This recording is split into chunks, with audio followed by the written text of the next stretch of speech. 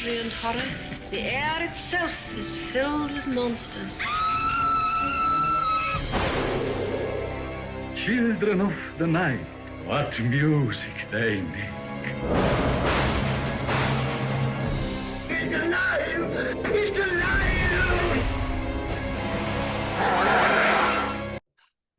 Oh, well, hello, all you monster fiends, and thank you for joining us for another deep dive, factoid-filled episode exploring Hollywood's most famous monsters. I am your mistress of ceremonies, Sam, and I am joined, as always, by Dan from Bleeding Marvelous. Say hello, Dan. Wench. Trolloc. Dick. You buck-toothed mop-riding firefly from hell.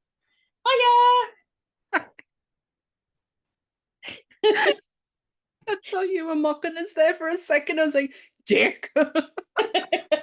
Me? Break my own rule? Never. Never. Oh, thanks for joining us for another episode of the Monsters Up North podcast. Today's really special. It's a really special day. Audio listeners are not going to see Dan's great hand movements. That was very theatrical, wasn't it? It was. It was in honour of our very expressive gentleman that we are talking about today.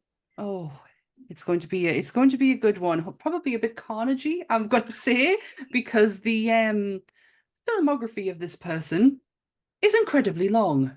And my notes are incredibly chaotic, so I don't even know where to start. I even sat after work going, I don't feel like I've done any of this justice. We're just going to have to go with it and see how it plays out. So I will do the disclaimer and then we will get into this week's episode. Yeah. So, everything discussed in today's episode is our opinions and our opinions alone. If you'd like to discuss anything from today's episode, please come and join us on our Facebook pages, the Discord, or even the comment section where we can have an open discussion.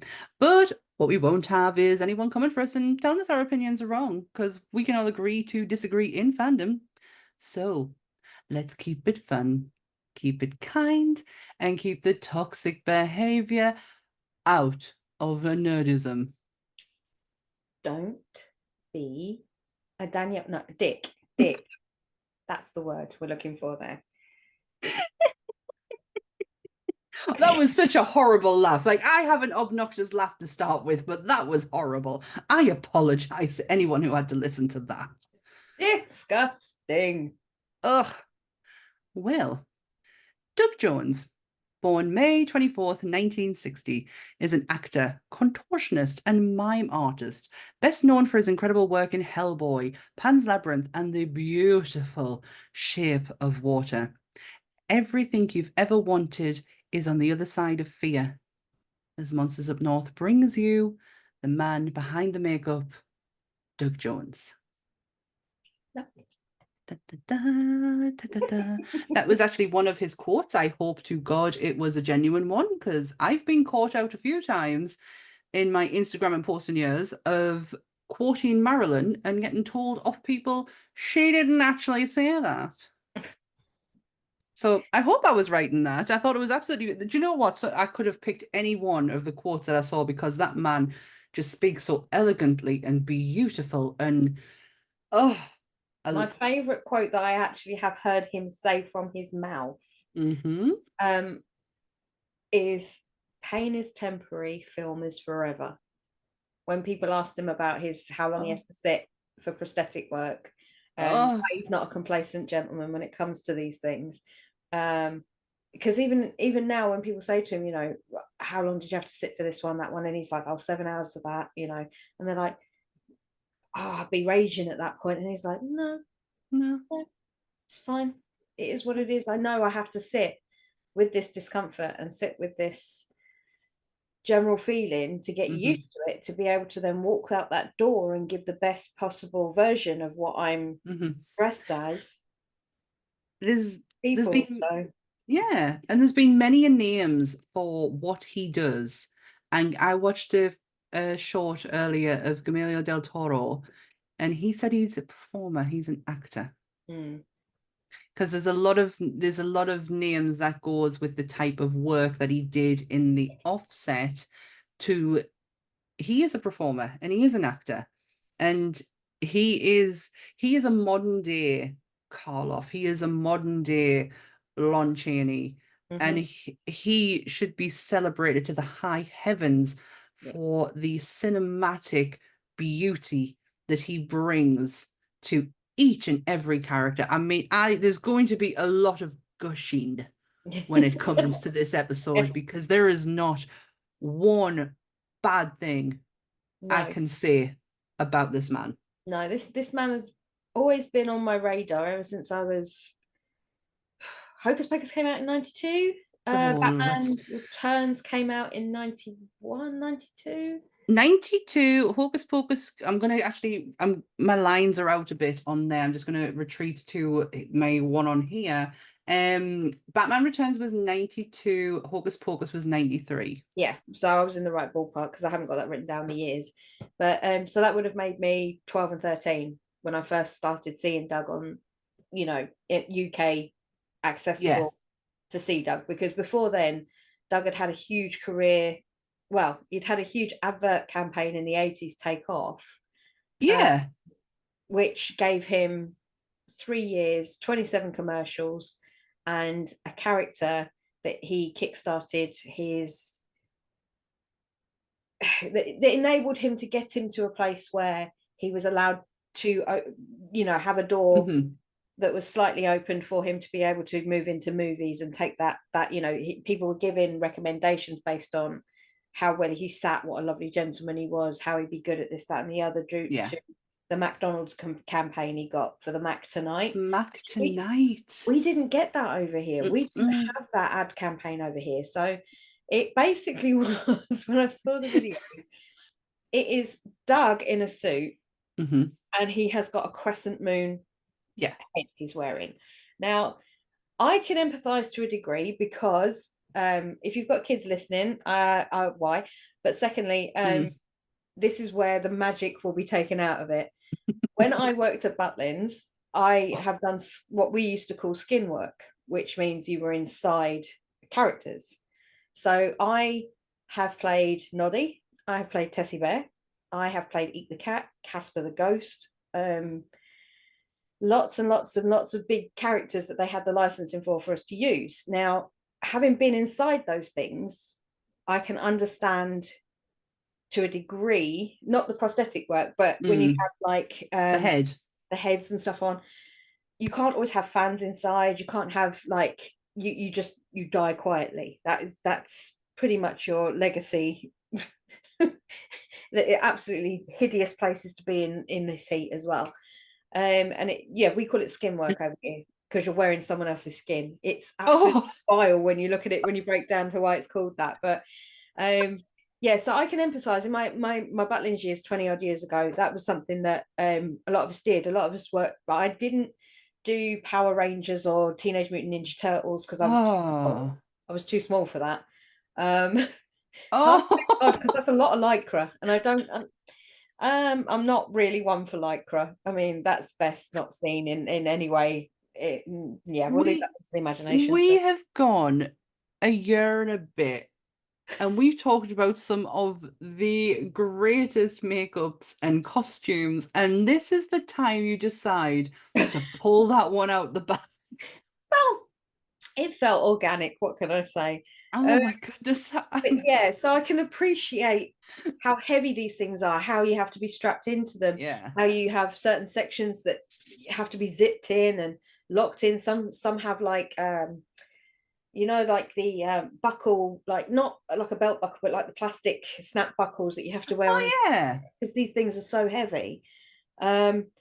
It's insane. But 27 ads campaign over a 3-year period made him enough to buy his first house. I saw that. You really suffered for your art, didn't you? Me? Yes, because I had to gaffer tape my boobs down. Oh Jesus! See, this is where I would have been perfect because I don't have any, so I'd be like, I'd be okay. Noddy is for our US listeners.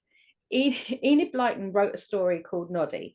Noddy was this naughty little boy who lived in Toyland, and basically he's a boy, So they could only use people around 5'1" to 5'3" to play Noddy because the costume was so tiny, and no boys were that size when we were at Butlins. All the boys were like 6'5" to 8, 5'10". You know, they were typically of a certain size. So girls played Noddy. And a girl went on holiday that played Noddy, but they still needed to send Noddy out because it was school holiday time. So they said to me, okay, you can go out as Noddy, but we're going to have to sort of deal with this because Noddy's a tiny, tiny boy and you're clearly a 20-year-old woman. I was My like, insides okay. are shaking from laughing. So the gaffer tape came out. Needless to say, that was the one and the only time I ever agreed to do that because no, thank you. I mean, it's great if you're somebody that needs to bind, and this isn't anything to do with like binding or anything like this. This is just a comment about someone who was forced to have a flat chest for aesthetics reasons to play a character.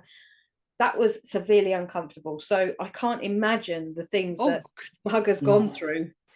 No. So it's insane to me. But the lovely things about Doug I found out, and there isn't a lot about his personal life, which I think is nice because it's very much like Rick Baker, isn't it? Yeah, you don't get a lot of people aren't always as private as sometimes they should be. I think people feel the need to live their life out there, especially now there's a pressure for all celebrities to be accessible at all times for everything, you know, and I don't think that's necessary. I like a bit of mystery. Yeah. I mean, Doug has been married to his wife now for 40 years. My ish age. Yeah. 1984, he married his wife. We're a year out. And she was his sweetheart. First proper sweetheart. And they got married. He left, when he left, I want to say it was Ball State University. He waited for her to graduate. And once she graduated, they got married. And it's just a lovely story to think that 40 years later that, you know, Hollywood hasn't affected the situation and they're still together. Because Doug is he's one of those rarities that come around of an actor. Yeah. He's in it for the art. He's in it for the love of the art and the love of the performance. It's not the paycheck helps, obviously, because it gives you a life, but he has taken a lot of roles just to be able to get his foot in the door and then create this career of just breathtaking work.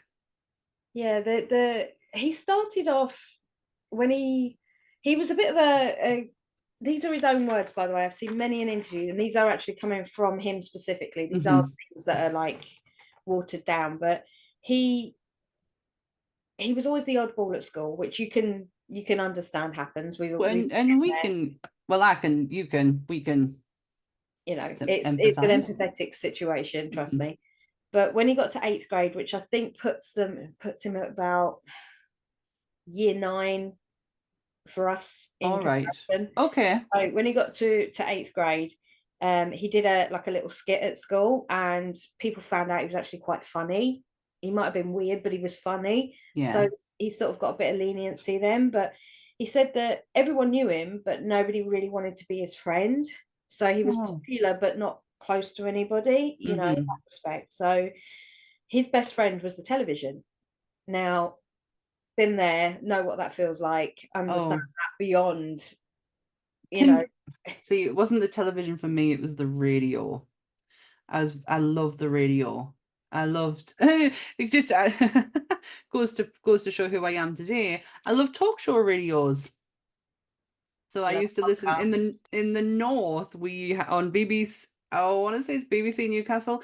People who were listening will be screaming and correcting as if I'm wrong. But I used to listen to a guy called Mike the Mouth Elliott, who's just like he used to have people call in, and there was just ramblings, and it was great. But then Night Owls was afterwards with Alan Robson, and I always remember his Halloween specials because he always went to Chillingham Castle. Oh, great times. Yeah, I was a radio person. Yeah, I was TV. Telly. I was TV. I used to get lost in TV. But he got lost in like the Dick Van Dyke Show, Carol Burnett, Mary Tyler Moore. They were all what he considered his friends, you know. And he also liked the movies with Buster Keaton and Charlie Chaplin, and Character actors. You can see the influence to a Oh, degree. massively. But he said that they were like, that was where he wanted to go. He knew that's where he needed to be if he wanted to continue. That's crazy that you said Buster Keaton. Yeah, he said if he wanted to be their friend, because that's how he Mhm. saw it. If he wanted to be their friends, he knew he had to get on TV to be their friends. Like, My heart is breaking. at year 9, which puts him at about 15, 14, Mhm. 15, when he's thinking these things, which is absolutely heartbreaking. But at 14, 15, I was in exactly the same position, you know. Everybody Right. knew me, but I don't think I really had any close friends at that point. So, Mm. you know, and you go home, you watch the TV because you feel comfort in it, you know. So I completely understand it. Yeah. But it wasn't until he moved to university that he actually found what he really loved. And this was the thing. He went to Ball State University and he met with a guy called, I want to say his name was Reed Steele. Yes, it was, because I have just watched a video about him. And Reed Steele was the head of a mime troupe at the university. And do you know what the mime troupe was called? Oh, if you see it, I'm going to remember it. Mime Over Matter. Gotta love a pun. Gotta love a pun. We do love puns. And that's where they took him under their wing, and well, basically they showed him what they did. He auditioned, he got in, and mime became his love. You know, it then became a way of him being able to be comical and kooky and do his contortionist. Yeah. Oh my God. And what he can do with his body. For a 6 foot person, I mean, I think he's 6'4". He might be around there. For a gentleman of his height, he's very bendy. He's very bendy. Yeah. He reminds me of my parents' Rhodesian Ridgeback, because she shouldn't be able to bend her. She's a giant, and she shouldn't be able to bend her legs the way that she does. There was something really lovely he said about the mime. When he was talking about his time in mime, was that he learned a lot about himself and being able to characterize things without doing a great deal. Yeah. And really looking at the human psyche and everything. It was just really like powerful and beautiful what he said about something that a lot of people will look at and go, the fuck are you doing? But he said he saw windows where they said there was a window, where they were acting there was a window. He saw the window, he saw the door, he saw the brick wall. He saw those things when these people were doing that. So he knew something clicked inside of him. Yeah. But when he left uni, he got a job as working in a bank, because obviously he was just got married to his sweetheart, roughly. He got transferred to Beverly Hills, so he was living in Indianapolis, I think, Indiana somewhere. Yeah. And he then got transferred to a bank in Beverly Hills.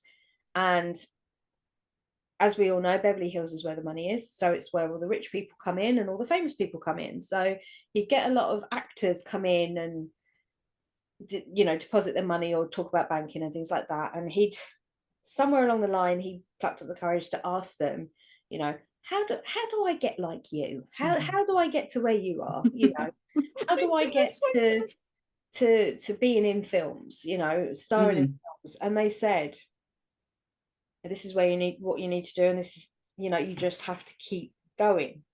And you're talking way back when, you know, we're talking a long time ago. So opportunities were, now everybody wants to be an influencer, or everybody wants to be a movie star, or everybody wants to be a singer, because the opportunities are afforded now. Whereas back they're then, endless. Yeah, back then there wasn't, you know, No. you had 75 people for one part, because everybody there was just as talented as each other. But exactly. Now it's like, how many Instagram followers have you got? Okay, you can get on the show, you know. Yeah, exactly. Yeah, so he started doing advertising, because that's what they said. Get your foot in the door with advertising, then you'll be able to move forward. So I don't know whether he met him in the bank, but he met a gentleman called Philip Carr, who worked at the LA Commercial Workshop, who was like his acting coach kind of mentor. which took him. He loved Doug enough that he said, right, you need to come to my day job, which is I am part of the Wilhelmina agency at the time, which was Wilhelmina. one of the biggest agencies in Hollywood at the time. So Doug was like, yeah, okay. So he turns up, and he was genuine. It wasn't just one of those half-assed. Mm-hmm. I'll call you in the morning, babe. Like Neil Marshall said that the only person that he said to this day stuck by his word was Brian Fuller. So it's one of those things where there's a handful of people in Hollywood who you can trust.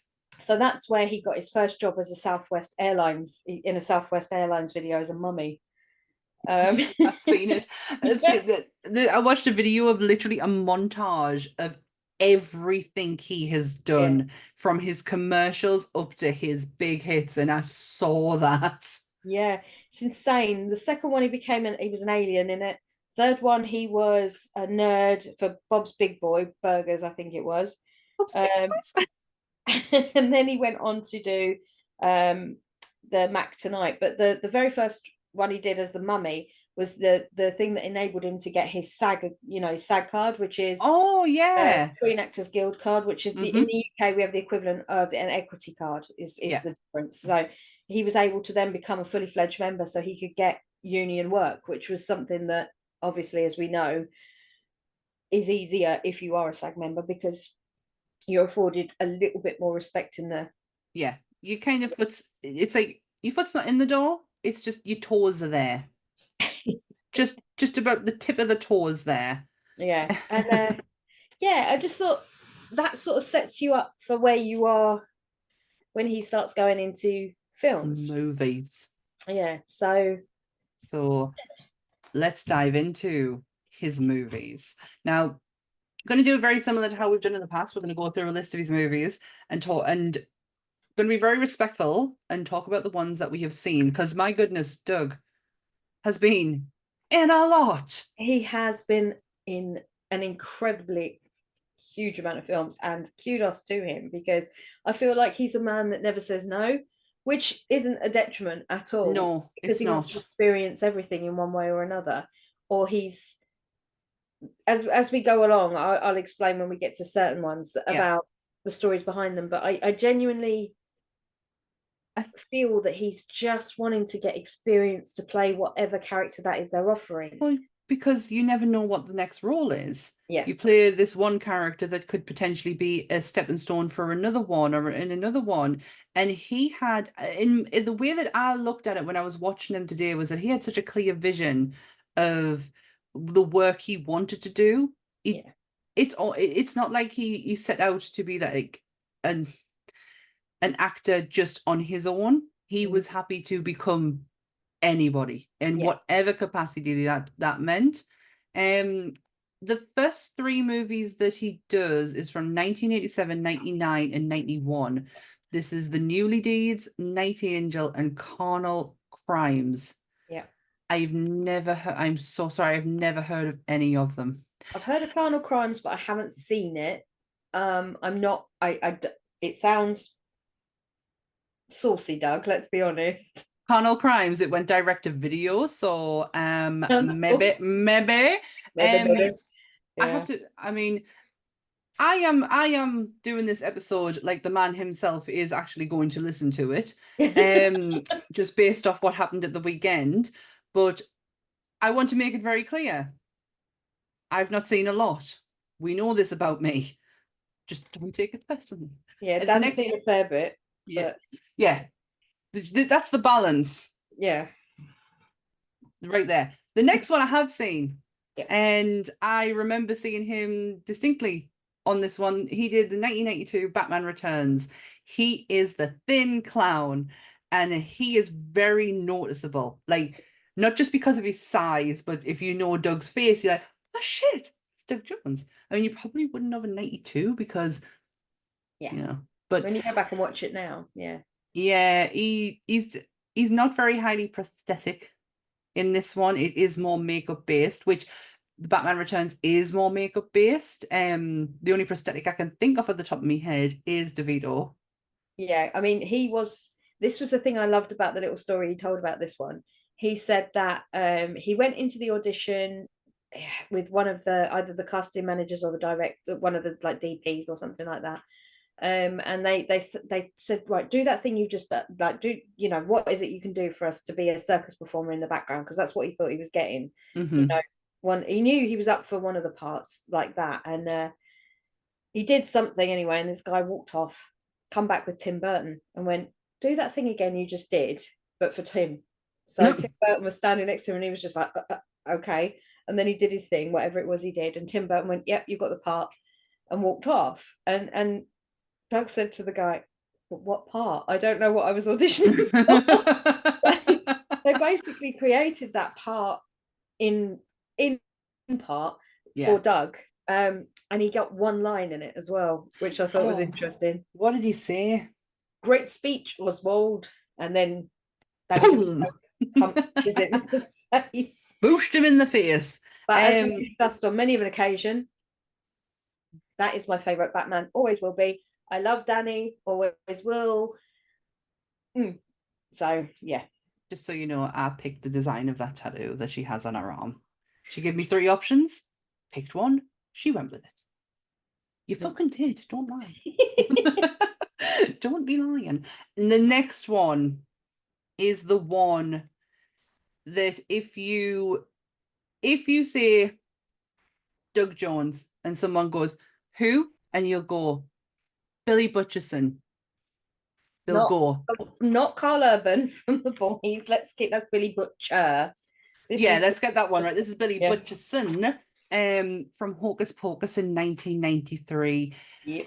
This is probably the first movie that I see in my younger years and go, that makeup looks fascinating. I don't want to dare say that's the starting point of my makeup fascination, but I will say it very heavily influenced it through time, because the choice and design work of Billy is so interesting. Yeah. And everything he did was practical. The moths coming out of his mouth, all practical. He has it. Yeah, throughout his films, and we'll obviously get into them. It's not that he has a hatred for CGI or anything. He likes it when the two can blend together. Yeah. But on this, he did it all himself. Bearing in mind it was 1993. I mean, I can't imagine how god awful that would have looked going back now, if it was going to be. Yeah, well, that's what he said in the video I watched of him. He said, you know, in now time they would just CGI them moths coming out of my mouth, but in 93 I did that. All came out. I even, just to go into the future, in Hocus Pocus 2, I love how they could have really messed up Billy's makeup, especially with makeup techniques that we have of today that we didn't have or were not evolved back then, and they didn't. I very much appreciated that. Yeah, they kept it very much in the right place. I mean, to be fair, I would say that as a 12, 13-year-old, Billy Butcherson was the first proper non-scary zombie I was introduced to. Did you wonder what he looked like before he was dead? No, I accepted that was just Billy. I didn't really overthink it too much, because I was too busy thinking I was going to be Bette Midler when I was older.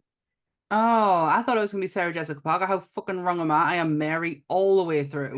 Like, I honestly, when I was a little kid, you used to be able to do this thing where you could take the soundtrack off of the TV, because you could plug your auxiliary cable from your TV into your hi-fi. Fucking hell. So I used to be able to, like, I recorded I Put a Spell on You, right, for the movie, and I played it over and over and over again, and I know it off by heart, even the bits where Omri Katz and Danny, I've gone blank on her name, Thorne. Thora Birch. There we go. It was the mental Rolodex wasn't going over as quick as I wanted it to. People used to say I used to look like Thora Birch when I have a bob cut. Honestly, since the film The Hole, I can't look at her the right way. That film is I love that film so much. It's insane. But there's a bit where they talk in the middle of the film, and I know exactly where it's coming. I know the words. I say it every time, and it's Cover your ears. Yeah, you don't realize, but Doug's chasing them all the way through this, and it's like he's a friendly zombie. In the end, he becomes Danny's friend, and yeah, it's he's just wanting to get his mouth open so he can say his final piece to his old girlfriend that he disliked so much that he had to call her a wench, a trollop, a buck-tooth, mop-briding firefly from hell. It's such a Disney thing to say when all really you want him to say is "go fuck yourself." Your sister. And when Sarah's going, "Hi, Billy," and he goes, you just like, yeah, okay. Yeah, I went through my whole childhood thinking I could be Sarah Jessica Parker, and I'm Mary. I've accepted my fate. I am Mary. I've met Kathy. Have you? Is she nice? She's lovely. I mean, Kathy to me was Mary, but she wasn't Mary. She was also in Sister Act. Yeah, Sister Act was a bigger part of my life than Hocus Pocus, because Hocus Pocus was one film, Sister Act was two by 93. So I'd managed, you know, but Kathy Najimy in there, she was the first. She's the only one who sings her actual lines. That's for damn sure. Yeah, and she was someone that when you didn't feel like you were traditionally shaped, shall we say, she was one of those people that I looked up to, because I thought she just embraced herself, the comedy, the whole thing, and you know, and that's why I loved Kathy. And then when you put her in, she's not Sister, I've gone blank on her name, and bloody Sister Act as well, but when she's Mary, she's everything about her is goofy. Her face, like how she held her face like that for so long, I don't know. And she struggled in the second one, mind you. Could tell there was a lot of struggle. Yeah, but as a comedy actress, Kathy Najimy she was like, she complemented Bette Midler so well, because obviously Bette had then been, at that point she'd done Beaches, Ruthless People, was it? Yeah, the laundry list, but she was known as, for all she sang in the majority of the stuff she did, she was kind of known as a bit of a serious actress. Yeah, and she was riding high. She was riding high at that point as well, Bette. She was coming off the back of all that. And my granddad absolutely loved Bette Midler. So I used to sing all the songs. I learned all the songs. Bette Midler was the woman I aspired to be. Still do. She's she's fucking amazing. I don't know how people feel about Hocus Pocus 2, because I never really paid attention, because I fucking loved it. I got such a nostalgia burst from it. I loved anything with Bette Midler singing. I loved that scene where they're singing. I got absolute chills. There was nothing in that movie that did not make me smile. And if that's what I'm taking from it, then I'm happy with that. And that's the thing. If it's how a movie makes you feel. If you enjoy it, And for me, I didn't so much, because I just didn't feel like we needed a second one. I get that. I do get it. Don't need a third. Definitely don't need a third. No, but that's where we are in this world, isn't it? That we get one thing. Hocus Pocus would have stood the test of time, and is standing the test of time, especially in our community, because it is a staple of October viewing. Is October, November, December, January. You know, it is something that will always be there. Hannah Waddington was in it. Come on. I, as we well know, I go to Salem, so I've seen a lot of the sites. I've seen the houses, I've seen the town hall, I've seen the streets. You know, didn't make us cry. I've seen it all, and that's where I got engaged, and that's where I'm planning on getting married. So for me, it's like Salem's a beautiful place. Well, it is just like home. The weather's exactly the bloody same. Yeah. Any video I've seen of Salem, it's like, that could be England. Yeah, wet and lots of leaves. That's Salem. Wet and lots of leaves. Well, the next movie in the same year, 93, is Magic Kid. It's just his role is Clown in Office. No, I've not seen it. Direct to video. The next one actually shocked me a little bit. He only plays a very small part in it, but it is one of my, I don't want to say it's one of my favorite movies, because it's not. It is one of my favorite graphic novels. It's 1995 Tank Girl. He played Additional Ripper. And the minute The minute I saw him on screen, I went, "Yeah, that's him. That is him." You can see his face and everything because you could with the rippers. You can tell that like Ice-T is Ice-T. Like there's no hiding the fact that that's Yeah. Ice-T. Yeah, But no, yeah, honestly, I loved Tank Girl. Laurie Petty once stole my phone. of course she did. She did, honestly. I'm not denying. I have no doubt. One of those random situations where I was at DragCon in LA and queuing up for a photo, as you do. And because she had an iPhone, she didn't know how to work my phone. So she grabbed my phone and she was like, "This piece of shit." And she ran off with it. She come back and she went, "Right, I think I've worked it out." And I'm like, "Okay." And I'm standing there and like she takes a load of selfies, me and Laurie Petty, and then she takes loads more of the floor, and then there's some more of a wall. And then she ran off with my phone again. She come back and went, "I forgot to give this back to you." So she stole my phone. Laurie, and I stand by it. I love that. I love it. You've got to have kept all the photographs she took of the I've got walls. photos of the floors and the walls. Yeah, Yeah, I would have kept them I've and did like a whole album, Laurie Petty's artwork. the day Laurie Petty stole my phone. Yeah, I do love the film. It's nonsensical, but the graphic novel is nonsensical too. yeah. Tank Girl. Technically, if you look at the storyline, it makes no sense. It's an iconic character, though. So iconic, and she even if made you it don't, iconic. yeah, even if you don't know the movie, you'll Mhm. know the imagery. You Yeah. just do. You just know that that's what that is. So yeah, I mean, yeah, seen that a lot, but there's not really much to talk about in that respect. No, not respect it. Not of him anyway, because he is only in it for a short period. The next one, 96, is Galgameth. No. No, sorry. The 97 is Mimic. Yes. Now, I have not seen Mimic, Right. but when I saw the monster he played, which apparently is Long John, Yeah. I was intrigued. That monster looked beautiful. Now, this is the film where a certain Mr. Guillermo del Toro Oh, is introduced to a certain yes. Mr. Jones. Now, Doug and was only supposed to be on set for one day to play Long John, and most of the effects in this were digital effects because he's technically a big bug, right? Wings and everything. Yeah, it's Mira Savino, and there's lots of other people in it. I did actually want to watch it, but with all the other things I watched, I just didn't get time because, like I say, I was trying to find things that I hadn't seen before, or one that I wanted to go over, which I'll get to in a bit. But there's a story that he told about how he was sitting eating lunch on day one after I think he'd either shot half of his scenes and he was having a lunch break. Guillermo del Toro came over and sat down in front of him, hands on his like this, and went, "Right, tell me everything you've done."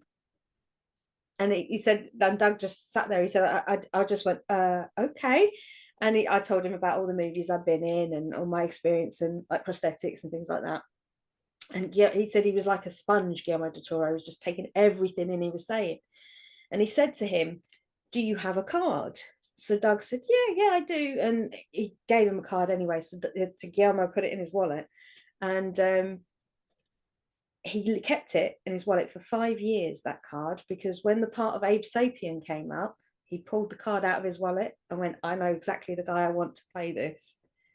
So we will get into. We'll get there, but that one I thought was a lovely story because that's how Guillermo. That's how he is. He has to. He pulls everything out of everybody because he's so thirsty for that knowledge of the relationship between these two. Yeah. is absolutely breathtakingly beautiful. It's watching the video I watched was a history of his career, and you can see the change and hear the changes. The movies go on and how he talks about him. And at the end of the program, he said, I want to do this for as long as I can possibly do it. This prosthetic work and working with prosthetics is my life. If I don't die in a rubber suit on a Guillermo del Toro movie, then I've not done it right. And the fact that he put him in that sentence with it just goes to show how beautiful. I mean, I honestly urge anyone the videos are all on YouTube that I watched. And anything that you watch with Doug in that talks about his career, he is going to talk about that friendship. It is fucking beautiful. He's an incredibly passionate man as well, in the sense of I'm not talking about I am to a degree. He romanticizes his work. It's He's passionate about giving the best he possibly can, and the only way he feels he can do that is if that when he reads the script, he has that connection, or he feels like he can understand the purpose of the character, or if he can bring out the things that the character does, so it's his life has been his passion project, to be honest with you. Yeah. That's Absolutely totally right. The next one in the same year is Warriors of Virtue. Sorry. 98 is Bugbuster and Denial, both directed videos. There is a lot of stuff that he does which I feel like he's experimenting with. Possibly, yeah. The next one is actually, if we're going to talk about time travel, is the movie that I did last night. Yes. Which if we're going to come back into the present, I will be watching, like as where we are right now, recording on a Thursday, I'll be watching at the weekend, is Mystery Men. Yeah. He played Pencilhead. Indeed. I can't talk a great deal about this because this is my movie for the weekend. Well, we won't. We'll skip over it, but needless to say, he was in good company. Janine Guerrero, Ben Stiller. Ben Stiller. We've got Paul Rubens. That plays Kenneth. Mr. Pee Wee Herman. I'll cry. Hank Azura. The list is endless, and I have to say, I absolutely love that film, and it's not given enough love, in my opinion. And I'm so glad you guys are doing it, because it's part of our graphic novel. It's needed to be done. Mystery Men is a genius stroke of work. It's the what ifs people took it upon themselves. Yeah. Is that movie as a whole? I have actually think I have seen it. Yeah. But I can't remember when. And it could just be I've seen a lot of clips of it, and this is where I'm like, right. So I'm really looking forward to watching it, to actually watch it. Yeah. I don't know how I'm going to deal with Paul Rubens. He's gross in this film, so it'll be fine. You'll be fine. I'm still not quite over it. Every time I think of him, I get a little teary, because when it comes to character actors, he is probably one of the greatest. You can fight us on it. I don't care the indiscretion that he had. It was, in the grand scheme of things, was, I don't think, too bad. I hope not. Judging by today's standards. Yeah, that's true. He also did in 1999 Three Kings. Nope. 2000 Stalled, The Adventures of Rocky and Bullwinkle. Right, okay. FBI Agent Carrot. Nope. And okay, this one intrigues me, and I feel like if this is what I think it is, we may have to do this as an episode one day.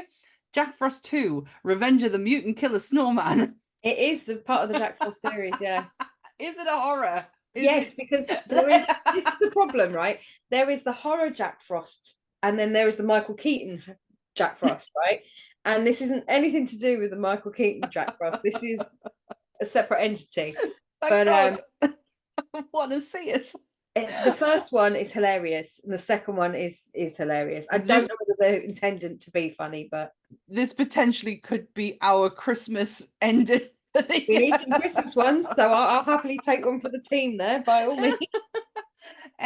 2001 saw something called Steven Spielberg's Movie, where he played Donald Columbus, and another movie called Monkey Bone, which he played a character called Yeti. Yep, Brendan Fraser's Monkey Bone. Oh shit! Right, okay, yeah. The minute you said his name, I knew exactly what it was. I could picture Brendan Fraser. Why do I keep saying Fraser? It's Fraser. You got to speak like me to say it. Brendan Fraser. Fraser. I've got bloody autograph. It says Fraser. It's Brendan. Right. Oh, I'm confusing myself now. The more I say it, the more it sounds like that episode of South Park where he says pillow over and over again, and it just gets hello. Yeah. Yeah, him. Yeah. 2002 adaptation, Men in Black 2, Yeah. Side Effects, and The Time Machine. So he's very busy in 2002. Yeah. Men in Black 2. He played an alien called Joey. Yes, he did. And Joey, you see him, it's very, I don't think there's much, again, it's one of those ones where it's Doug's there and then he's not there kind of thing. But he played it well. I remember that because he was really tall. I remember him being just really. There is nothing wrong with the Men in Black franchise. No, because we've covered that before because Rick did a lot of the practical effects for that one. So obviously, somebody 1 minute. in Baker's lot. 1 minute. Boom. The joys. Bluetooth disconnected. Apologies. If you ever see me putting a finger up, it's because my Bluetooth's gone. Sorry. Technology. Wonderful. Do you know, I never had this problem when I used to have me noise cancelling bloody I had the worst microphone ever, but I never had this issue when it was just plugged directly into my computer. Now I've got, do you know, I have like 3 sets of headphones as well. So, and I always use me Sony ones. I mean, it only ever happens once in a while. Did I miss anything? No, it was just saying that he did it really well. He played if I remember rightly, it was quite a tall alien, and it was inside that section where you know, when they bring back Tommy Lee into the like the airport bit. Oh yeah. Oh, I'm pretty sure it has been a while since I've seen Men in Black 2, but I adore these movies. These are like probably like if Sunday movies, like let's watch it. I even love the third one. Love that whole team. He's worked with some of the greatest makeup artists of ever. Yeah. Ever. We're getting there though. We're getting to the big one. 2003 is a movie called Stuck on You, where he played Space Alien number 2. Yeah. 2004, the first movie he plays is 3 Lives, and it just is mysterious caller / mortician. It was a short right. Okay. 2004, the year I started my job that I am still currently at now. No? Yeah? Yeah? Yes, 2004. Yeah. 41 years ago. 41 years ago? 21 years ago.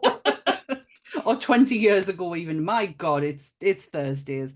Hellboy. What a way to introduce that. Hellboy. Abe Sapien, one of the most beautiful characters that's ever graced pages and screens, because Abe obviously, you know, Hellboy's a graphic novel, and another one that Nerdy Up North's going to be covering as part of their graphic novel series, because it is a phenomenal movie. Do you want to lump the first and second one in together? Yeah, we might as well. I know I wrote this down, was... but I can't find it now, and it's really bugging me. But sorry, oh no, got it. Yeah. 2006 was Hellboy 2, which is just as, in my opinion, just as good as Hellboy 1. Few slight changes to Abe, which is very noticeable, and what we're about to get into. My computer's gone off. There we go.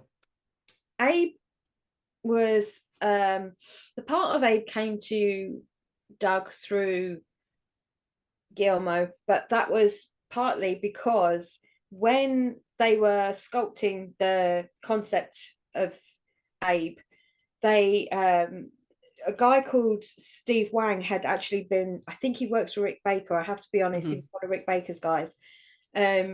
Steve Wang suggested Doug for the part. He said, I know this guy, he's done a couple of things that I remember, you know, he was in Men in Black, I think he'd be really good for this. And Guillermo del Toro was over here, he was earwigging what they were saying, and he went, I know that name, I know that guy, I've worked with that guy, pulled his card out of his wallet and went, ring him, I want him now. So that's how they called Doug in for the part of Abe Sapien. So he said in this interview he has never auditioned for Guillermo del Toro in any part he's played. No.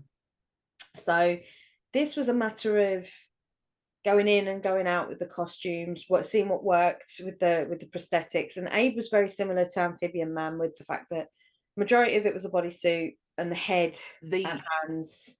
They progressed the suit Yeah. from original Abe to second Hellboy to Shape of Water. They got it right by Shape of Water, to where that was a suit that was completely and utterly organic, flexible, could deal with water, whereas the first one, the struggles but not so. It's a perfect suit. That first suit, I feel, is better than the second one. Visually, I don't know what the difference is though, and possibly the mouth, because this is a thing that was brought up a few times in the videos that I watched, was Doug talking. And Doug actually playing the part. We all know from the first movie that David Hyde Pierce is the voice of Abe Sapien.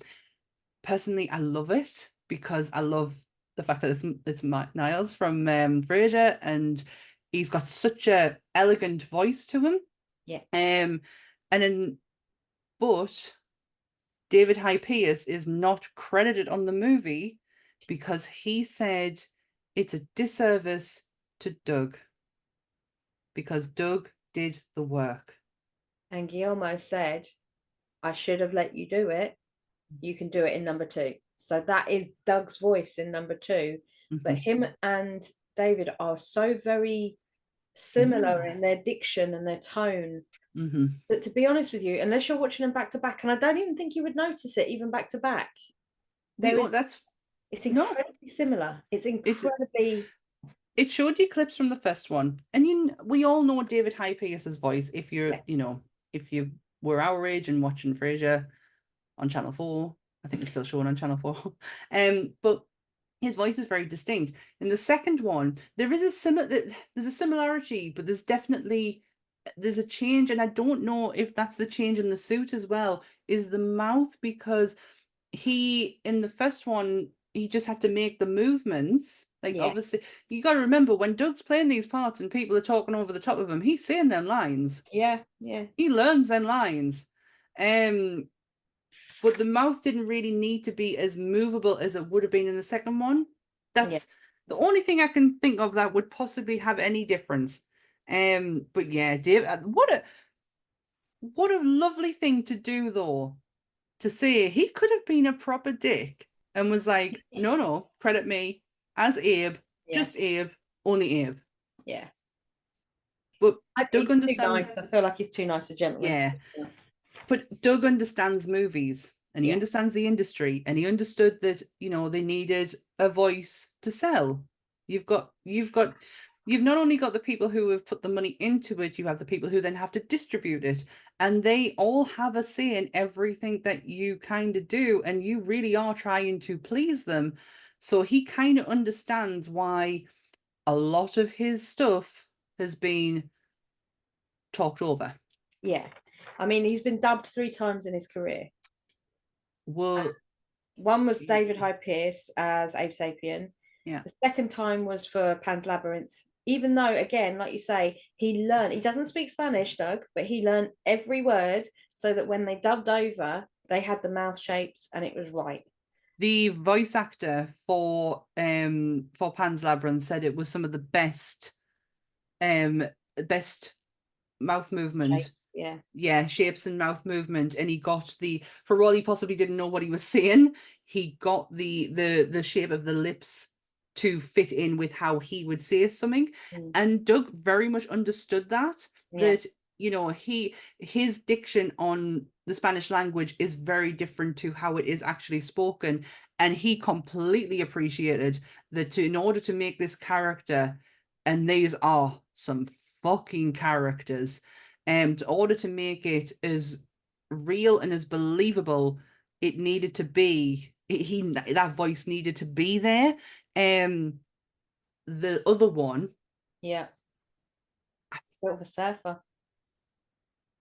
I don't like that. After listening, I've actually not seen the Fantastic Four. Right. This is the Fantastic Four sequel with the Chris Evans. This is the Chris Evans Fantastic Four.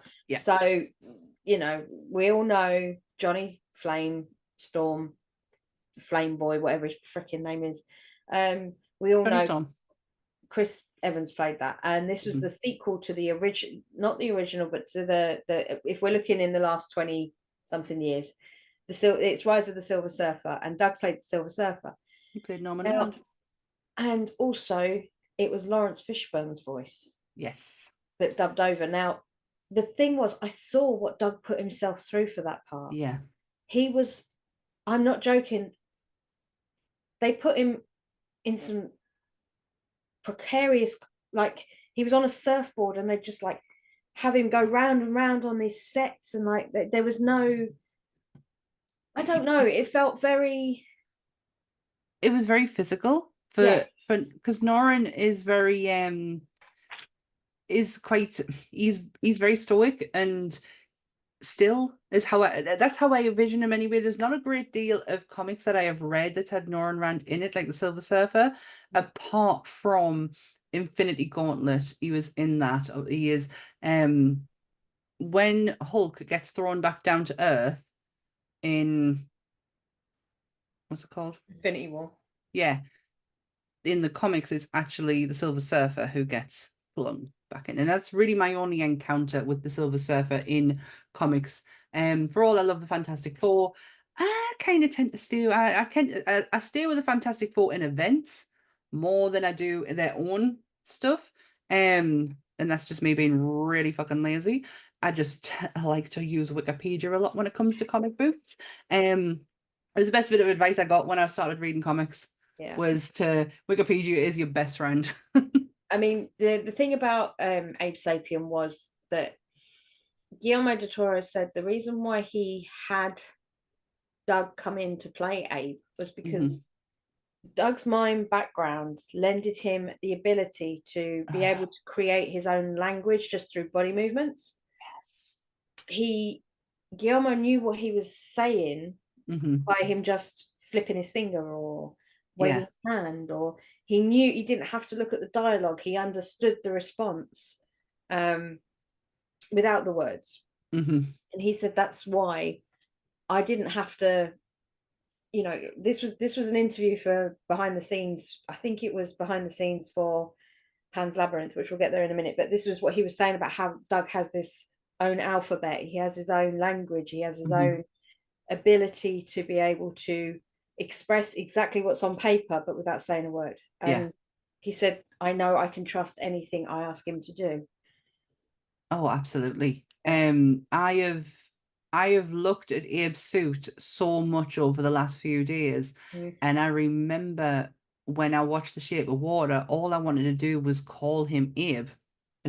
But when I've looked at Abe's suit as much as I have done, and then gone back and looked at the suit for Shape of Water, they are so different. They are so different. They're just similar species. It's the head. The only thing I could see similar was the head, but the coloration. I don't know why, but green is a big theme throughout Shape of Water. The color palette is very green, and I was always under the impression that he was green, and he's not. He's blue. Yeah, he's blues and silvers and purple. Oh, not purples. Yellows on his fin. Yeah, the color. I want to watch that on my big telly just to appreciate the color palette of is it the Amphibian Man? Is that what they call him? Yeah. I've only ever seen it once. How, for being such a huge creature fan, I've only ever watched it once, and I think it's more because I was too scared to be like, what if this is shit? Like, what if I really don't like this? And how will I feel? Well, am I going to compare it to Creed? You can't. You cannot compare them to films. It's not even like Guillermo went out of his way to recreate or make his own. This was something that sat in the lane with it. It wasn't something that was supposed to be it. I didn't feel anyway. I didn't. I know that he wanted to go and make his own creature from the Black Lagoon movie. Yeah. And Universal were like, no, you're not doing that. So he went, well, fuck you. So I'm going to go and do my own. And he did. And I would love to know what goes on in his head.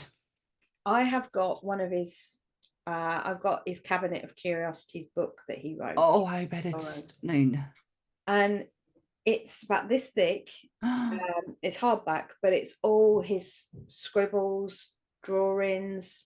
When he sketches all of his character ideas, it's got from every movie he's done, TV show. Like it's a really informative book to how he has his processes for his how he envisions the characters.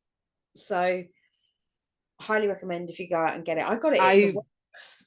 I got it in the works. So it was only like a tenner or something like that. I will I'll be on the lookout for it, because I if I could even have just 1% of his creativity or creative prowess, I would be set for life. This is why I like George R.R. Martin and Tolkien and anyone who can create something from nothing, something that came out of their head and it's evolved into worlds, into history, into arcs, and it really it makes me jealous that I can't do that, because if I used to be a writer and I always wanted to get into creative writing, but because my brain just cannot, it's like it goes into overload and I end up writing Harry Potter. Do you know what I mean? Like everything just like comes back to the same thing, and it's like my originality is gone because I am so like overdriven with everything that I've watched and read, and it's like, oh shit. I mean, at least I recognize that and don't release Harry Potter, and essentially it is just fucking Star Wars, but whatever. So when I got into writing, I went into basically what I'm doing now. I talk it, but I used to write it. And I used to work for 2 websites. I used to review movies, I used to review comic books, and I would try and fit in some form of creative writing in, and it just didn't work. So it really, the mind of like the likes of Guillermo del Toro, I love saying his name as well, even though I'm probably saying it completely wrong, is just it's so intriguing to us. His Cabinet of Curiosities was on Netflix, wasn't it? Yeah, it was. There was one story in that really stuck with us, and for obvious reasons, it was the morgue one, the autopsy with F. Murray Abraham. Yeah, that stuck with me. I love that story so much. Oh, it was absolutely brilliant, and all the tones that the man can use. And we will do an episode on Gamaliel and get to know him a little bit better at some point, because is he very interesting. Yeah, I mean, this is what Doug does, but he does it practically. He can understand exactly what GDT's asking him to do. Yeah. And he goes, right, yeah, no problem. And he gives exactly what he's asked of. Yeah. Which then brings that character to the place where GDT was expecting it to be, where he wanted it to be, where he could envision it being. So yeah. Also, just to bring it round to Always Sunny, because we're going to be moving away from Gamaliel just very soon. He is also Papa McPoyle in Always Sunny in the courtroom with a bird underneath his hat. That's Gamaliel del Toro. GDT is a Sunny fan. So yep. Point. So where are we? We've done Hellboy. 2005 we did the Cabinet of Dr. Caligari. And that is a film I wanted to watch and fit in, but I didn't get to. The original is absolute batshit nuts. And I've never seen this remake. So I'm gutted I didn't get to fit it in. But I've just seen the poster for it and knew exactly what it was straight away. Yeah, I'm just annoyed I didn't get time to fit it in. But yeah, that's on my list of films I will one day watch. Films I will one day get to. He did Doom. Now, from what I read, he did limbs, and like he was people's appendages. And well, Doom is one of my kind of, I wouldn't call it guilty pleasure, because I don't care if you hate it and I like it. It's got one of my other favorite people in it, Richard Brake.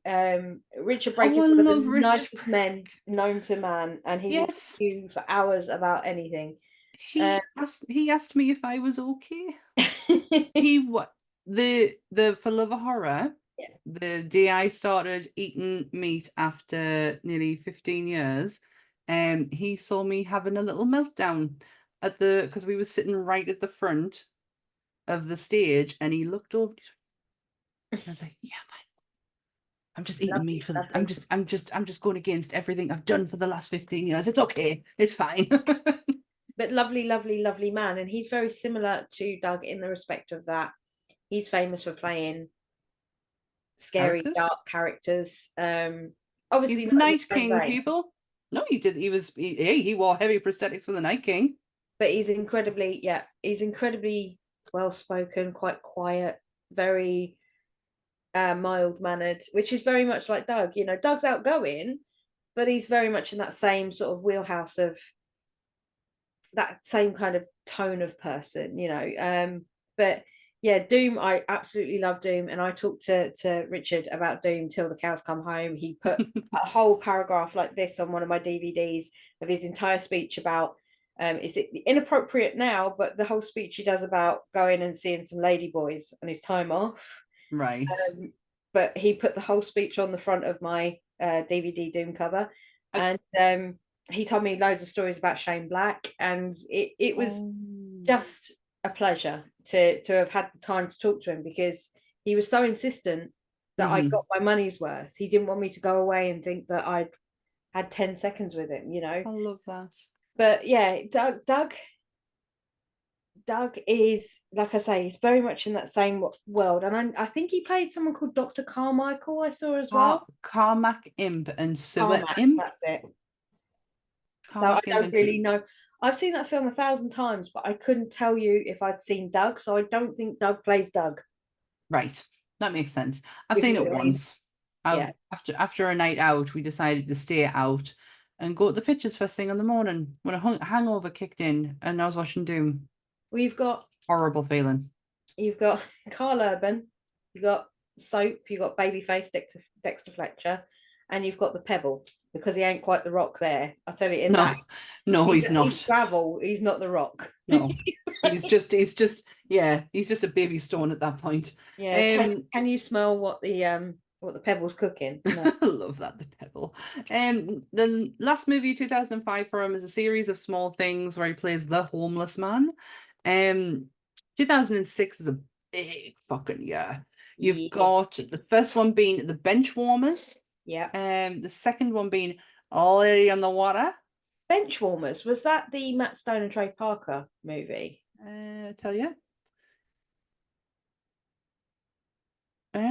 No, you're very close. Your head's in the right place. It's Adam Sandler. Right, okay. David Spade, Rob Schneider. Yeah. Your head's in the right place. Wrong people though. Never ever heard of it. That's a one. Lady in the Water. In the water.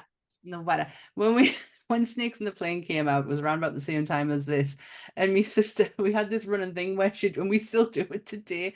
One of us will go, "There's a snake on a plane." And Michaela or me will shout, "There's a lady in the water." It's so stupid. No, if you're not me and my sister, nobody gets it. But we crack ourselves up every time we say it. And we get more Geordie, even though we're Mackhams, the more we say it. There's a lady in the water. Lady in the water? So yeah, Lady in the Water. See how posh I said it there. The next one's Pan's Labyrinth. In the same year he did Hellboy. Yeah. Sword of Storms. And this is not Hellboy. This is not the animated. It's the animated. It must be, because it says voice direct to video. Yeah, I'm pretty sure it's one of the animated like hour-long specials that is banging around on Amazon. Okay, I see now. So he's done a couple of them. So sorry, my eyes are hay fever is a bitch. The next one is Nora Breaks Free. Me. Going into Pan's Labyrinth a second, just to, oh my good God. He plays the Fawn, the Pale Man. Yes. That's it. I'm thinking sorry. I get confused with the angel he plays in Hellboy 2. Yeah. Because of just the design work of the head is very something that would fit in Pan's Labyrinth. We'll quickly just do that. Like, that's something I know about Hellboy 2. Basically, he played the Chancellor, he played Abe, and he played the Angel of Death in That's Hellboy it. 2. Yeah. Now, Guillermo said that he's never seen Doug complain once about anything he's ever been put in. He said, but there was this one time Doug bled and Doug cried. Yeah. He said, And I knew that things had gone too far and we had to stop and Yeah. it had to be changed. He said, because Doug never complains. And Doug so for won't that complain. to happen, for that to happen, it had to be bad. So Yeah. it was the wings set that on the Angel of Death that you see when he stands up and the wings come out with all the eyeballs on. Originally they were using a pulley to pull the wings back. They ended up using something else in the end. They had a rivet section on him, which took some of the weight away, so it wasn't all. It was balanced weird, basically, and it wasn't sitting where it should. And I don't really know. They didn't explain how it had like upset him, so to speak. But yeah, that was. They didn't. They didn't go into great detail about it. But all he said is when Doug bleeds and cries, then it needs to stop, because Doug will never tell you that he is uncomfortable. He will never complain. It doesn't matter how long he has to sit there. When he played the faun, he had to be on stilts, and he is 6 foot to start with. And oh my God, I saw a video of him practicing on the stilts. And as he's practicing, he's all over the place, but he's up. But for all his legs are all over the place, his arms are still beautifully. He can control this at any time. But with his legs, it's like they're two separate entities. He was saying that the Fauno was one of the most comfortable makeups he has ever worn, because he said they were all separate parts, so he could move. The thing I found fascinating was that usually he's used to one suit or suits of that are weighed into certain places where it makes it physically challenging for him to move. But he said with the Fauno, he had like a hip belt on, so the pants for the legs were the weight was being taken by his hips instead of his thighs, so that made his ability to use his legs easier. He said that when they were doing the behind the scenes for how they did his face, they did have to squash his nose down with a plastic, with like a perspex kind of thing to give the impression of the nose being flatter. But he did say that all the servos for the eyes were actually in there.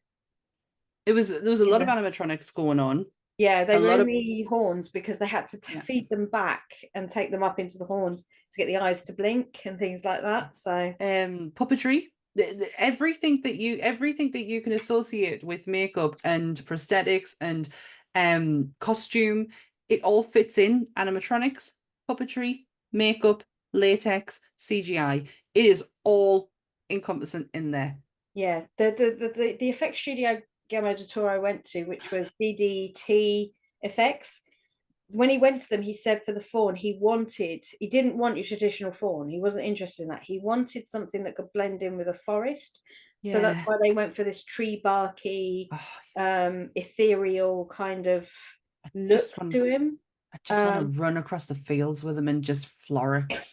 But he was saying that he literally found that he was able to emote and move, but the one thing he said he found really challenging was because of the way a person stands. We stand relatively straight, we might have a little bit of a lazy stoop, but we stand straight. The legs on the Fauno come out backwards like that, so he had to spend his time leaning backwards to make the legs, because they were green screen, his legs were greened in, he had to lean back to balance the leg shape. So he's holding a lot of the, instead of, with his core stomach muscles and his thigh muscles, he had to lean back and keep that posture to make it make sense. All while he's got this big heavy head on, even though I watched the video. Start again. I saw him on a video where he said that was this is the most comfortable. Like, I feel like I could sit in this all day. Yeah. I love the imagery. This is one movie I wish I went back to while we were doing this, and I probably will go and watch it again because just looking at all this the detail in it, it's stunning. I cried my eyes out at this when I first watched it. I cried for how beautiful it was. I cried for how scary the pale man was. Anytime you say Doug Jones, do you do that? I will now. Everywhere. That when I was trying to explain to my parents who the video was from at the weekend, that's how I had to do it. Is that When GDT was designing the Pale Man with DDT, they basically drew this whole all his parameters was it needs to be like a very large person that's lost a lot of weight. yeah. That's the only parameter he gave them. But when they came back, they'd sculpted a whole face for the Pale Man. And he said there was something about it. He was like, what if? And apparently he's a bugger for this GDT.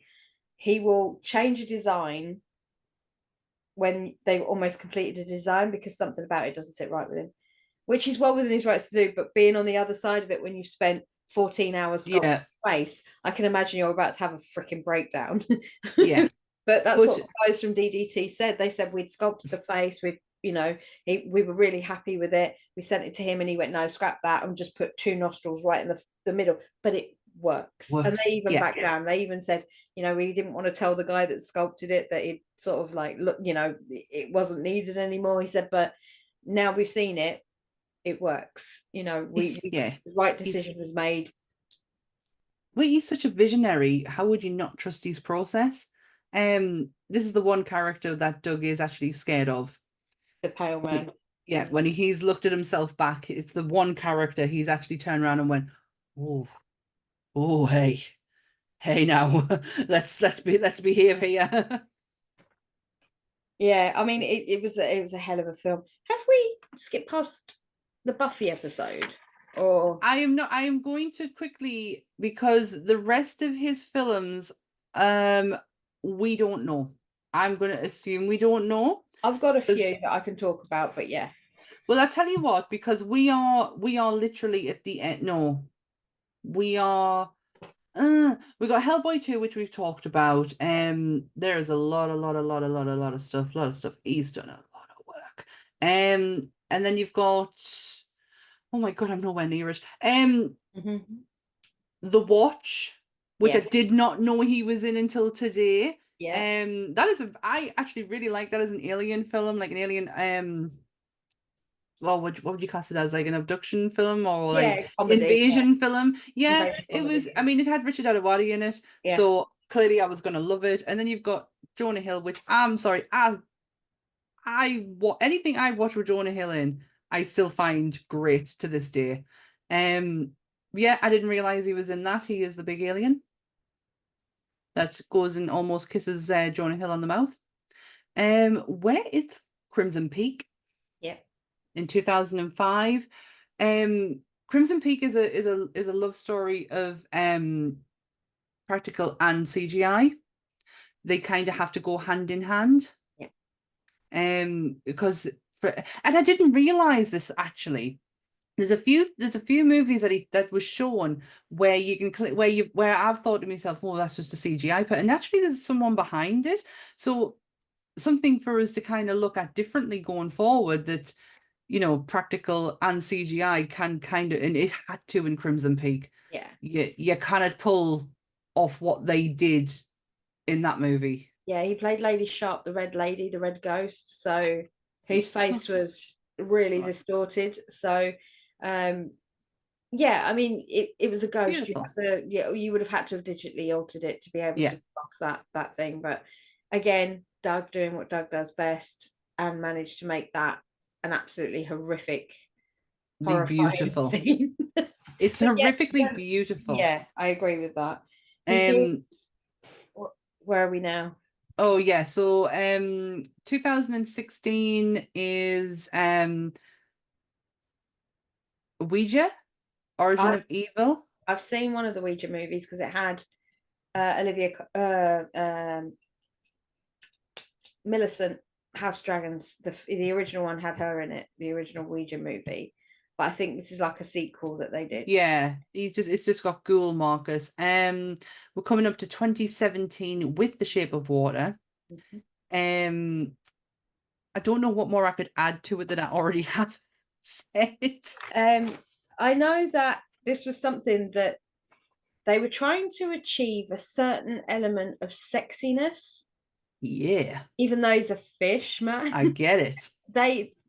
They would, he said what he found that they kept doing when they were tweaking the design was adding more fullness to his lips and giving him a bit of a badongadonk, right? So Yeah. they were trying to emphasize that these were the two things like that, you know, should stand out to make him There needs to be something in order for the female to be like, hello there.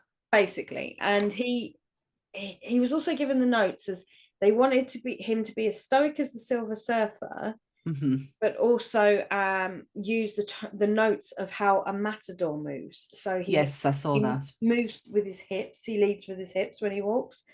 So he said he knew that they got it right when they were all sat waiting to go up, you know, like you have all the chairs and they call the people to go up and do their scenes. And he said Octavia Spencer was sat in this row and he got up to walk to his marker and she made a noise when he got up, and she said, I knew at that moment we got it right. Got it. Because she was in my behind. So. This potentially could be something we could cover at some point, because the story itself is beautiful. The cinematography is some of the most beautiful. Bestiality aside. Oh, take that out of the equation. But there is some work in here that is worthy of speaking of at some point. So where are we? 2018, 2019, don't know them. 2022, Hocus Pocus 2, back to Billy Butcherson. Now I'm going to end these movies now, and we're going to move into TV. Can I just bring up a couple of movies that we forgot? Yeah, let me just mention this last one, because we can't talk about it because we haven't seen it yet. He's going to be doing Nosferatu, a symphony of horror, which comes out. It just says 2030, 2023. Doesn't say 2013 at all. But yeah, what other movies? He has actually played Nosferatu before. I will put that out there. That does not surprise me. But Legion, with Paul Bettany, yes, Dennis Quaid. He plays the Ice Cream Man, which is a perfect example of Doug being Doug and digitally altering character. It's not a very big part, but it's enough to creep you the hell Doug's out. Face. It's Doug's face though. And his body and his contortion. Yeah, and how he runs and he like scuffles. It's like it's really grim. Also Quarantine. He was the creepy. I don't even know what the name of the character was. Up, you know, the creepy thing in when Deborah from Dexter goes upstairs and she Deborah sees fucking Morgan. She's got her night vision on and she sees the creepy white person figure that is like. I've not heard of this. Yeah, Quarantine's a really good movie, but a lot of people will kill me for saying that because the original version was the Spanish movie called Wreck. Oh my god, yes, I heard them talking about this because he has worked with the original guy who played him. Yeah, he the guy that played the same character he played in Wreck that he played in Quarantine have worked together on projects after this. But yeah, Quarantine I think is a good movie. Wreck is far better and far superior. I know Wreck. Yeah. But it's again, that's down to whether you like subtitled movies or you know. Hey, I'm dyslexic, so I've got to have everything dubbed over anyway. We can't watch. This is why Ant hates watching anything with us that is meant to be in its original language, because he can watch stuff with subtitles. I can't. So Squid Games, for example, had to watch it with the dub on, or the sub, or the dub, whatever it's called. That was from 2008. I saw that. The guy who he's worked with and who was in Rec, he's one of these guys who can suck his skin in and show you every single bone in his body. And oh my god, did I not feel queasy after seeing that? He was also Blade 2, because that was a Guillermo movie. That's it. Is that the movie they worked on? No, because he wasn't. No, because he wasn't in Blade 2. He was in Blade 2. No, Thingy wasn't. Doug wasn't. Thingy wasn't. Sorry, Doug wasn't. Was he? He's not credited. It's a small part, apparently. Wikipedia's lying to me. Again, this is after watching videos, and they said that he was a small part in Blade 2. It makes sense. Connection. Makes total sense. So he's television. Yes. I'm going to quickly just scale through them, and then you can stop us on the one that you want to talk about, because I know the one you want to talk about. There's two. So 91, he does In Living Colour. Yes. In Living Colour, for people who don't know, is a sketch comedy show that is created by Keenan Ivory Wayans and stars all of his family and Jim Carrey. Yeah, it's how Jim Carrey got his start into the world, really. It is one, like, when I was growing up, In Living Colour, when the moment they released that in the UK, it was fantastic. I absolutely loved it. We don't have SNL. No. To any of the US listeners, SNL, you are very, very privileged to have. We have nothing like that. We had variety shows, but they weren't to the scale of what you were bringing. You really brought such a different aspect to improv than what we could ever have dreamed of. By the way, there's an SNL movie coming out of like the starting point. I'm so excited. I was going to say that'd be right up your alley, that one, because it's the generation you love, isn't it? You know, it is, and it's the starting point in Lorne Michaels, and oh my god, I'm so excited. Sorry, yeah. But, so In Living Colour, he played a mime. He did. He's in series 2, episode 24. He's done Tales from the Crypt, where he plays a contortionist.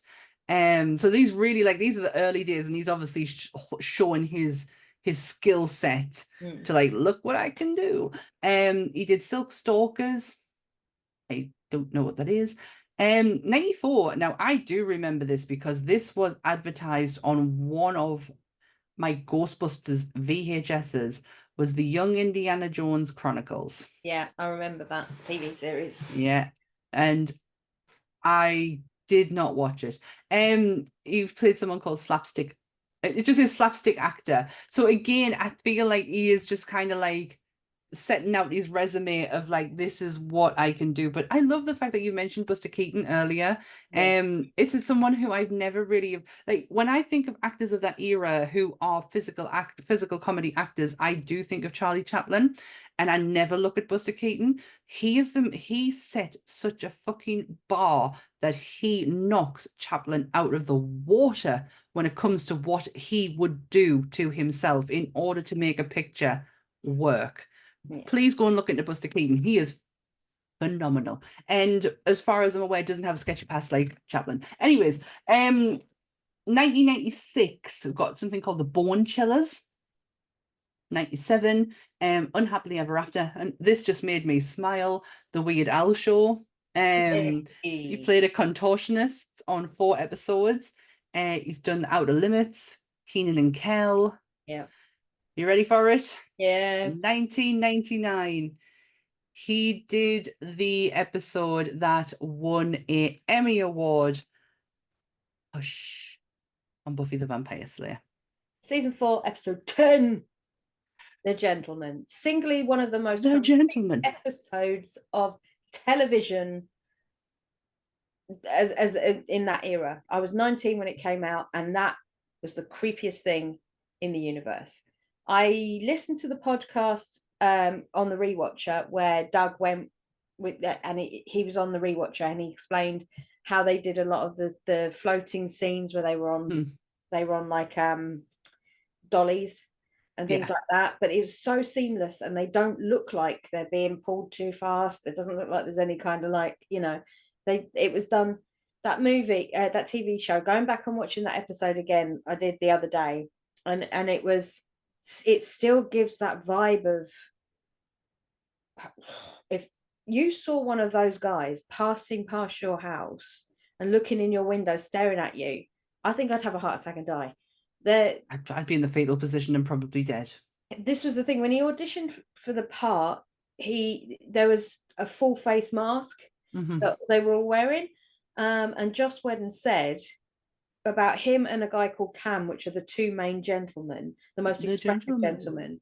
They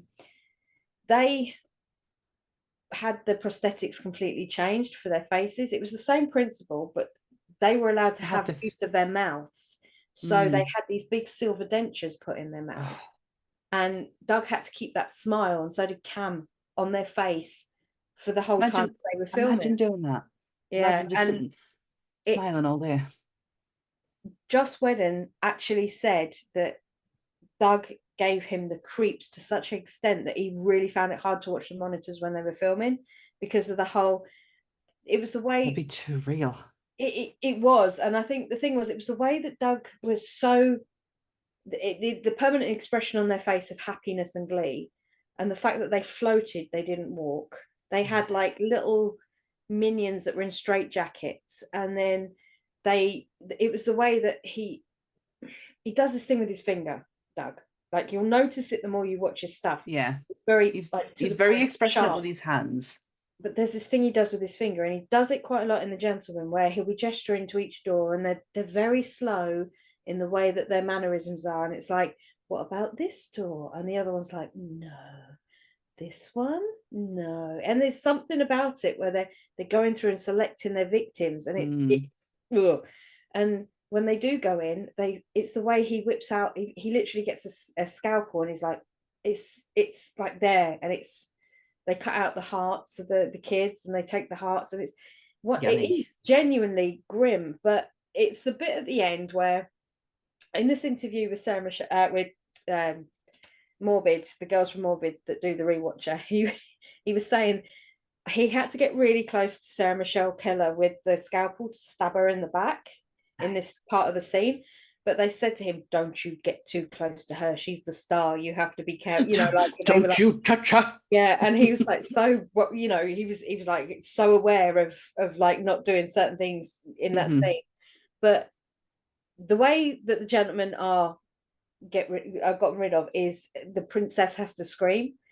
So Buffy gets her voice back and screams, and it is one of the worst screams in the universe. It's not pleasant. It's not even like a scream, it's like a yell. But then the gentleman's heads explode. But he was saying it was all like pea soup and custard and food coloring, and it was a mess. Ew. It's an absolute mess. But it's still one of those TV shows to this day that I love Buffy. There are some episodes on it and seasons that you think there's absolutely no point in them whatsoever. And season 4 is one of those seasons that you watch and you think, oh God, this is boring. But then this one come along, and everybody was like, okay, that was rise up to this. If you can cast your minds back to the episode we did on the X-Files, home, it could have quite easily been this one, because we had 2 episodes in mind to try and do something of TV, and Dan instantly said this, but then she instantly said the X-Files one. So we used the trusty 50 pence piece and it made the decision for us. So it may be something we look into, because as everyone knows, if you watch the main podcast on Nerdy Up North podcast, I'm not a Buffy fan. My sister, who was on that episode, is the Buffy fan. I went along for the ride. Like, I've seen episodes. I honestly can't say I've seen a full series. I'm the type of person who love the college years. So that's what it says about me when it comes to Buffy.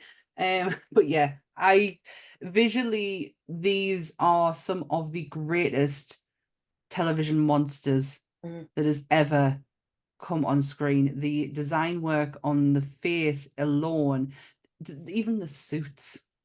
I think that's what it was. They were so humanoid, but sort of so devoid of emotion, that other than the sheer glee, and that's what's so unsettling about the characters themselves. But my favorite is the rhyme. It's can't even shout, can't even cry, the gentlemen are coming by, looking in windows, knocking on doors, they need to take 7 and they might take yours, can't call to mum, can't say a word, you're gonna die screaming but you won't be heard.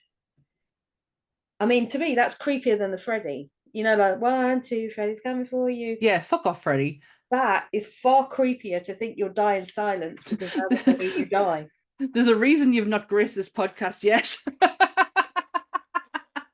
It's, trust me, that's a whole cake that needs to be cut down into slices. That one, the Freddy one. Oh There's my a lot. God. Just be prepared to not have it anytime soon. It's a lot. Oh, what was I going to say? If anyone who is How I Met Your Mother fan all the way through that, when Dan kept saying the gentleman, that was my nod to How I Met Your Mother. Have you not seen it?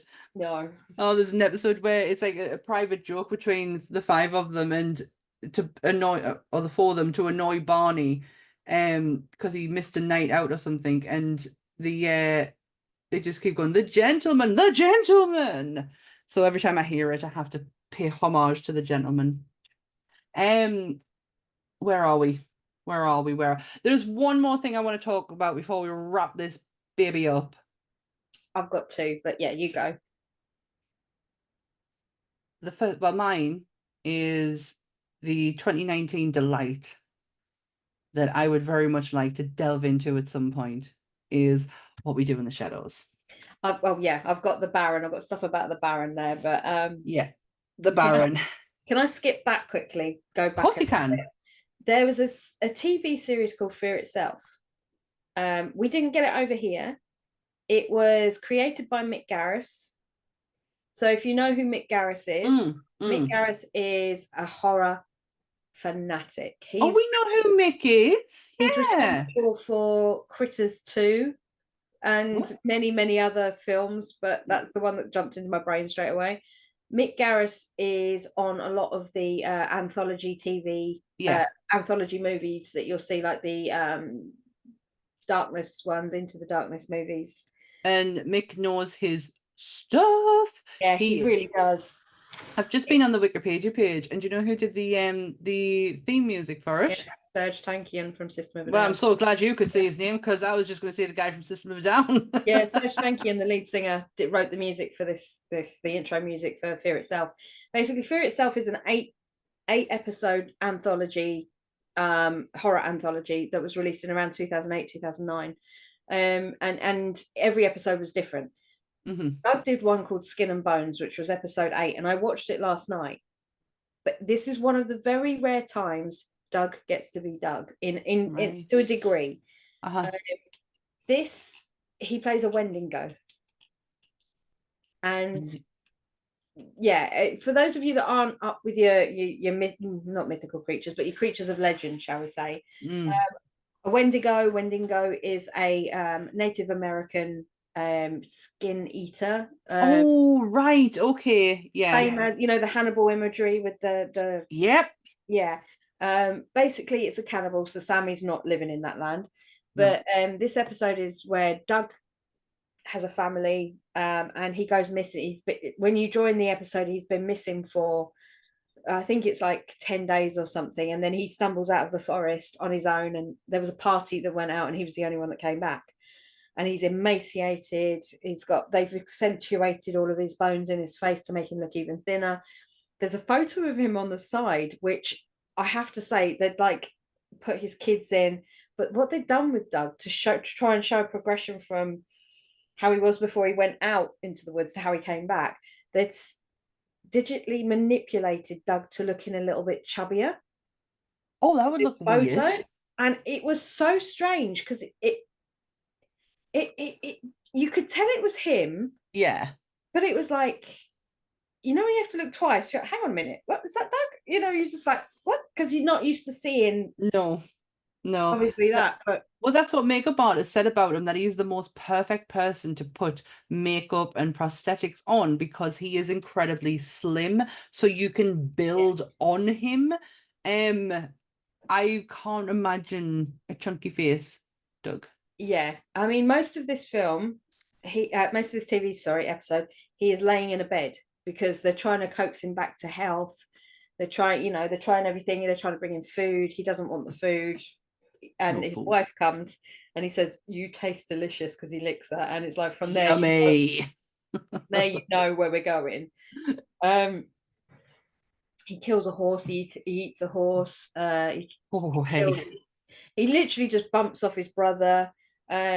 but it's nice to see Doug in probably 25% makeup. Yeah.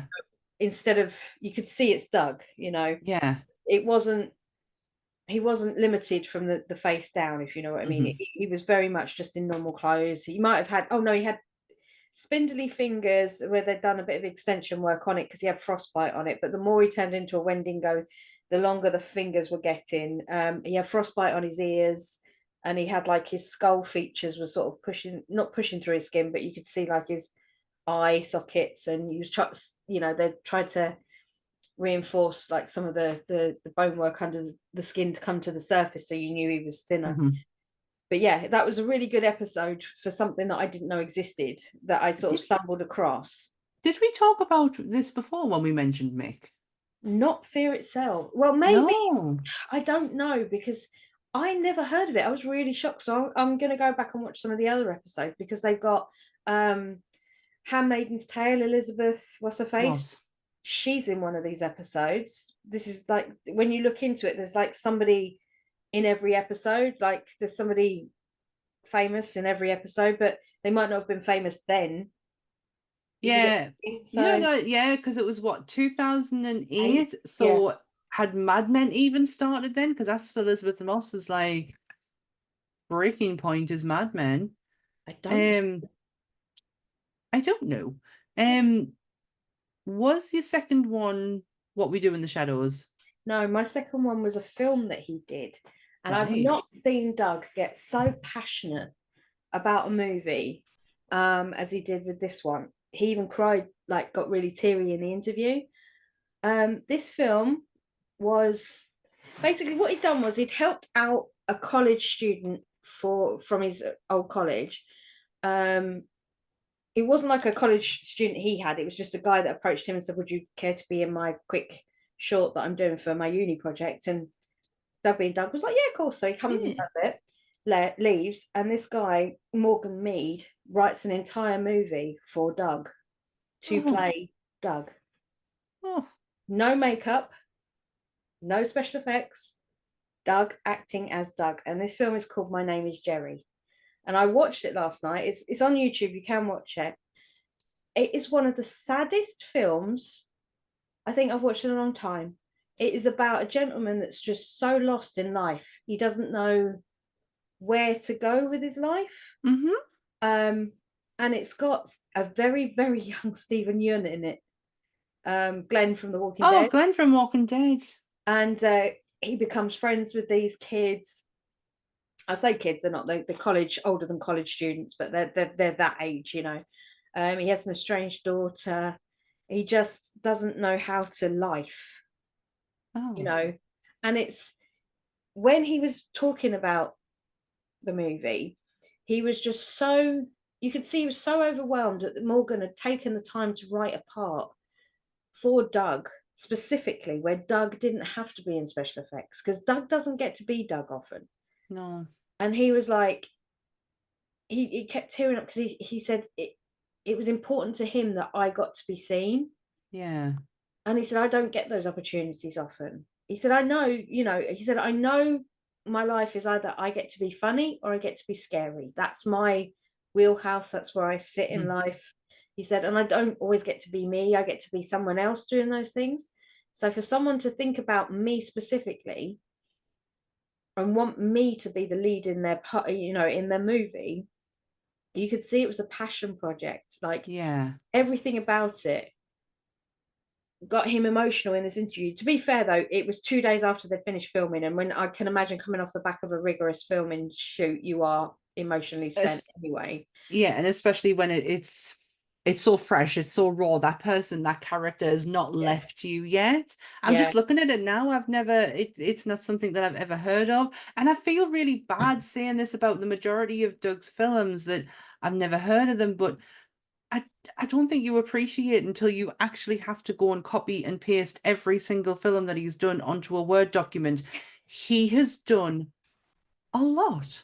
The My Name is Jerry, I am incredibly glad I got to watch that. And it was purely because it got mentioned in one of the interviews, and I saw how much it struck a chord with him. So I thought, well, if it means that much to him, then it's worth me going and looking. Yeah. So I'm gonna have to you have watch. to be in the right frame of mind. It's not, Oh like well. I say, it's a student movie to a degree. The guy does fantastic editing. The camera work is great. The storyline and the script are fine. There's absolutely nothing wrong with it in the respect of that you wouldn't know it was a student movie unless, but they do tell you at the beginning, it's like, but yeah, I highly recommend, if you're in that frame of mind that you want something that is, Is it serious? Is it like it's not, on the whole, it is a bit stupid. It has its moments, but it's a nice film in one way, and it's a very incredibly sad film in another way. So, right. but if you want to see Doug being Doug, well, Jerry, And but I do. I want to. I feel like over the last few days, I've gotten to not understand him, but to know him a little bit better. Because to me, before we started doing this, was just he's the monster guy, yeah. and I don't want to see him as the monster guy. I do because I fully appreciate and love his love for all these monsters and creations that he has put on screen. But at the same time, Doug is an actor, and and he is one hell of an actor, and I want to appreciate Doug as Doug. Honorable mention goes to The Strain, though. He also plays the Ancient in The Strain. Tell you what, mind, I struggled to finish that, but I've only got halfway through it. But at the beginning, the first couple of episodes where you actually so good. The first season, I say, was fantastic, and then it sort of fell away after that. But as the Ancient, yep, job well done. Honorable mention goes to that one. And now we can talk about my babies. What we do in the shadows.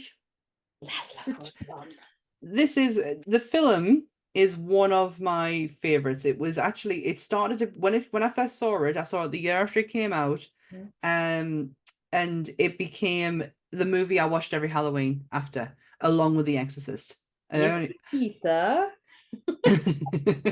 and my mom is not a horror fan, but we tried to watch this at her. I was like, listen, I've just seen this amazing movie, and you have to watch it because you'll love it. It's so funny. And my dad's got such a funny bone that I was like, you'll find it funny. Couldn't get it to work at all because we were using other ways to watch it, and it just kept buffering all the time. She saw 20 minutes. That 20 minutes alone has made her a massive fan of the TV show. The minute it came on telly, she watched it instantly. She's watched it repeatedly. She's even seen the spin-offs with the werewolves and the fucking ghosts and the shit, like whatever came out afterwards. She is obsessed with it to the point where she ruined the last series for us because she couldn't keep her mouth shut. She had to tell us. My mum doesn't get spoilers. Yeah. If she's seen it, then you're going to have to know about it. Yeah. Yeah. Well, Baron Aphanus is technically supposed to be the character of like a Gary Oldman type. Yeah. He's vampire. An ancient one. Yeah.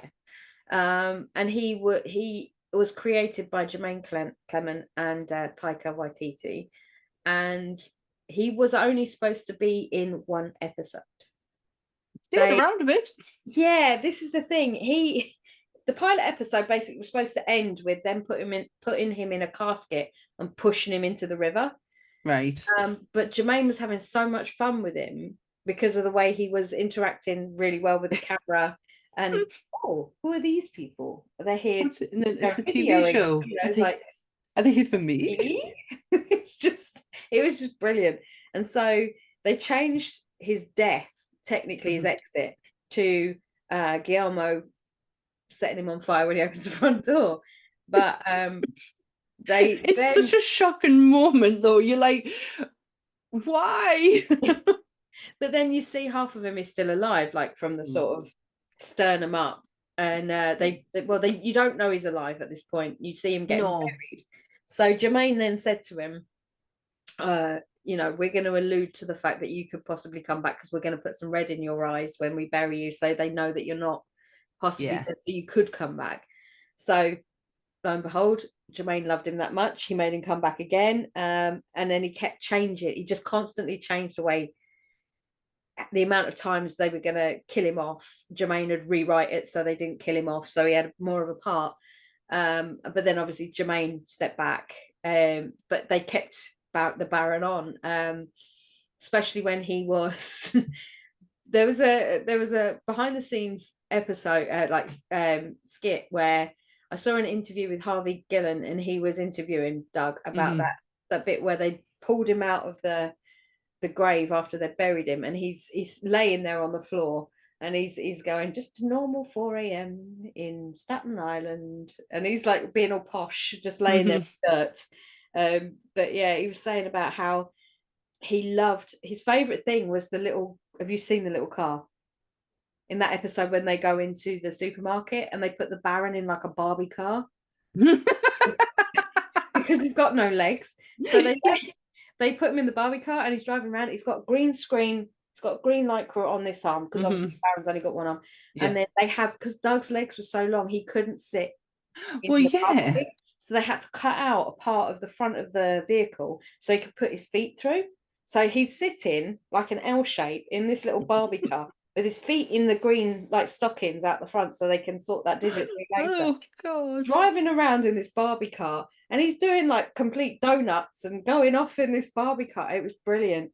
But he was filming Star Trek at the same time as doing Baron, and flitting between to do it, which I thought was a hell of a thing, because Saru only takes 2 hours. He takes exactly the same amount of time as all the other actors to get into his prosthetic work for that, but the Baron is a hell of a lot longer to get into, because clearly there's a lot more that goes into the Baron. It's not just face and hands, it's full body. But everything.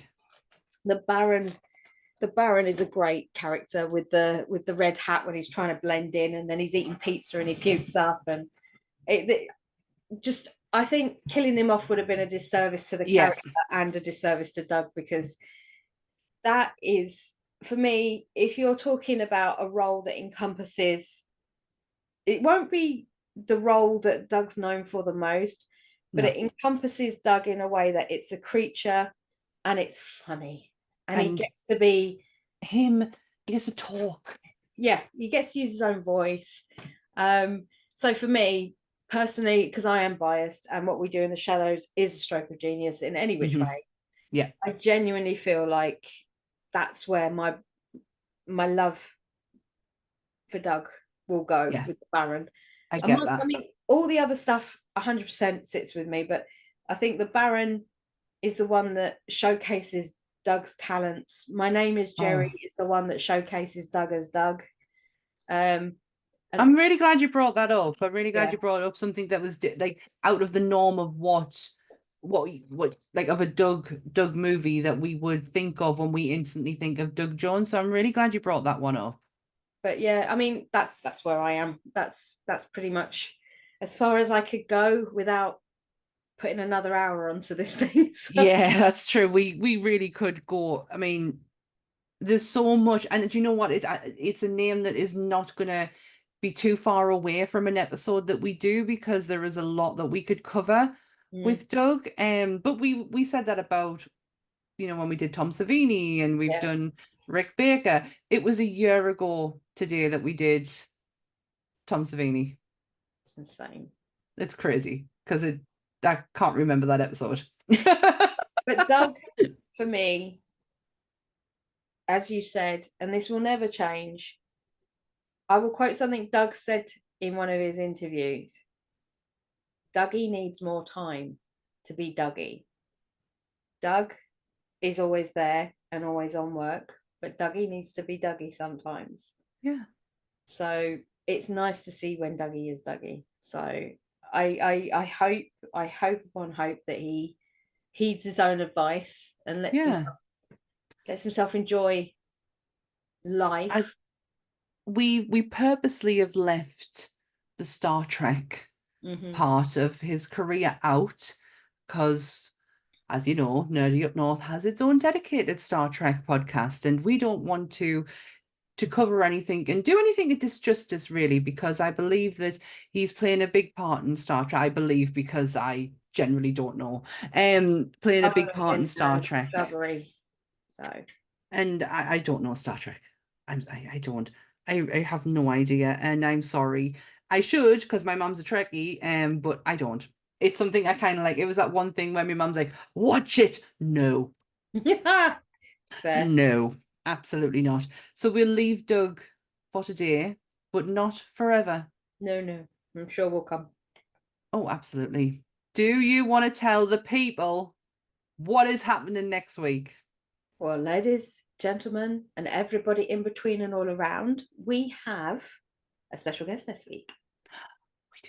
We do. We have a certain person called Scary Zara Mary who will be joining us. If you're intrigued and you don't know who she is, you can go find her on TikTok. She does some amazing horror movie reviews. She does. She is also modeling for Truffle Shuffle currently at the moment. She is. I saw.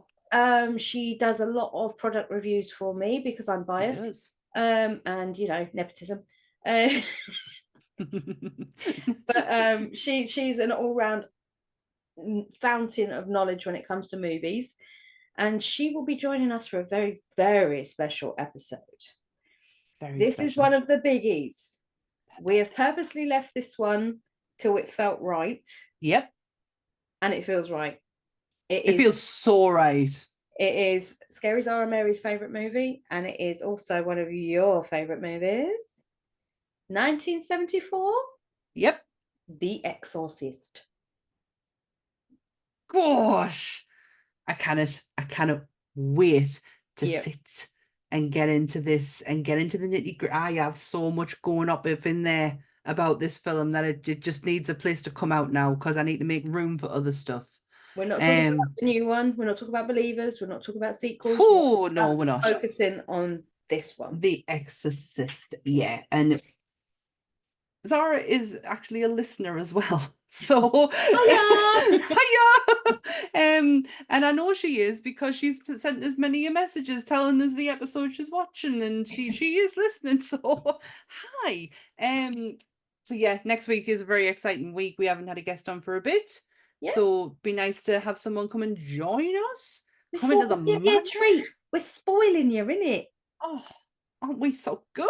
We're so good so to nice you. To so nice. Good to you. Well, we are on YouTube every Monday at 8 o'clock. The audio for this episode and any episode of Doing Nerdy Up North for the week, it goes up on a Tuesday. The links for Bleeding Marvelous, Monsters Up North, and Nerdy Up North are where Dan's shiny red nails are showing you right now. They're Dorothy's slippers, but you can't see them. They're all glittery. I can kind of see like a bit of a glitter. They're pretty. I don't think I've seen you with red nails before. That clashes with my purple, but I thought I'd give it a go. I thought I'd try something a bit different, eh? I like it. Yeah. I can't do your accent. And I'm struggling to do my own at the moment because I'm that tired. What else? Oh, yes. If you're on YouTube, please remember to like, share, and subscribe. Hit the notification bell so you never miss an episode. And if you are listening to us on audio, let us know. Heart us, like us, rate us, do something, because it helps other monster fiends find us and come and join in on our little horror adventure. I think that's it. Is it? Yeah? Are we done? Yeah. Is that it? Yeah. Well, Dan, there's nothing else left to say. Say goodbye, Dan. Bye. Stay spooky, everyone. Bye.